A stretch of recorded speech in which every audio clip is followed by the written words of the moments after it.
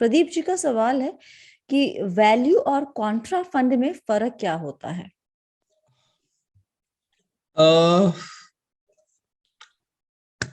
एक ही गाड़ी के दो पहिए तो नहीं कह सकता, बट हम्म बहुत ज्यादा अलग भी नहीं है। ठीक है।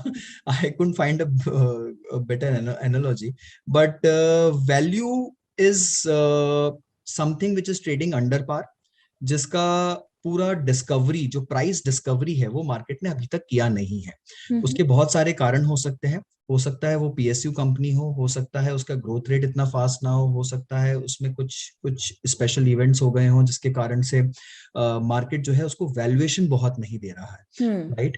And Contra is something which is a beaten down thing, और समथिंग जब आप एक बहुत ही मार्केट की वेव से अपोजिट कॉल लेते हैं कि अगर चलिए मार्केट में अभी मेटल्स चल रहे हैं बहुत ज्यादा, या मार्केट में अगर अभी बैंकिंग चल रहा है बहुत ज्यादा, और आपने एफएमसीजी का कॉल ले लिया, राइट, बिकॉज वो सपोज 6 महीने से चल नहीं रहा है या साल भर से चल नहीं रहा, that is a Contra call basically. Now काफी बार ये हो सकता है कि वो कॉन्ट्रा कॉल ही वैल्यू कॉल हो, क्योंकि वैल्यू का मार्केट ही नहीं रहा है। लास्ट 1.5-2 साल से जो मार्केट है वो ग्रोथ और मोमेंटम मार्केट है। यहाँ पर वही स्टॉक चल रहे हैं जो कि बहुत अच्छे ग्रोथ ट्रेजेक्टरी पर है, ग्रोथ पाथ पर है, जहां पर अर्निंग्स बहुत एक्सपोनेंशियली ग्रो कर रहा है। तो मार्केट अभी उन्हीं तरह के स्टॉक्स का है, या फिर आईटी टेक कंपनीज के स्टॉक हो गए, उस तरह के स्टॉक्स का है जहां पर अर्निंग ट्रेजेक्टरी बहुत तेज चल रही है। Value companies, ITC, SBI, these are very clear examples जहां पर एक स्टेडी स्ट्रीम है, डिविडेंड इनकम्स बहुत हाई है, बट कंपनीज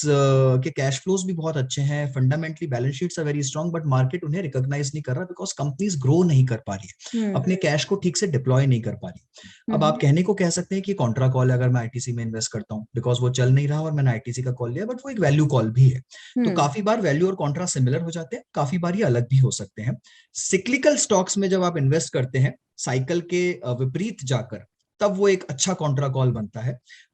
जैसे अगर आपने आज से 1.5-2 साल पहले मेटल्स में इन्वेस्ट किया या सीमेंट में इन्वेस्ट किया, तो वो एक सिक्लिकल और कॉन्ट्रा कॉल था, which has actually paid huge dividends this year, right. तो उस तरह से कॉन्ट्रा और वैल्यू में छोटा सा फर्क है, डिपेंड करता है आप कब किस तरह से उसको खेल रहे हैं मार्केट में। ये आपकी पोर्टफोलियो, कोर पोर्टफोलियो का हिस्सा होना चाहिए वैल्यू और कॉन्ट्रा, या फिर आपके सैटेलाइट पोर्टफोलियो का? कोर पोर्टफोलियो का हिस्सा तो नहीं हो सकते हैं स्वाति ये, बिकॉज आपको अनलेस आपका पोर्टफोलियो इतना बड़ा है कि आपको उस एलोकेशन की जरूरत हो, एक 5 से 10% हो सकता है, but technically this is more contra, तो definitely is a technical call, तो it can't be your core portfolio. Value still can be a part of your core portfolio if you are a value investor, right? And there are many people who believe in value as a theme, और वो value investor, so Warren Buffett is the biggest value investor in the world, right? So आप बोल सकते हैं कि मैं एक value investor हूँ और मुझे नहीं growth chase करना है, so then it can be a part of your core portfolio, but contra definitely will be a part of tactical portfolio. Okay.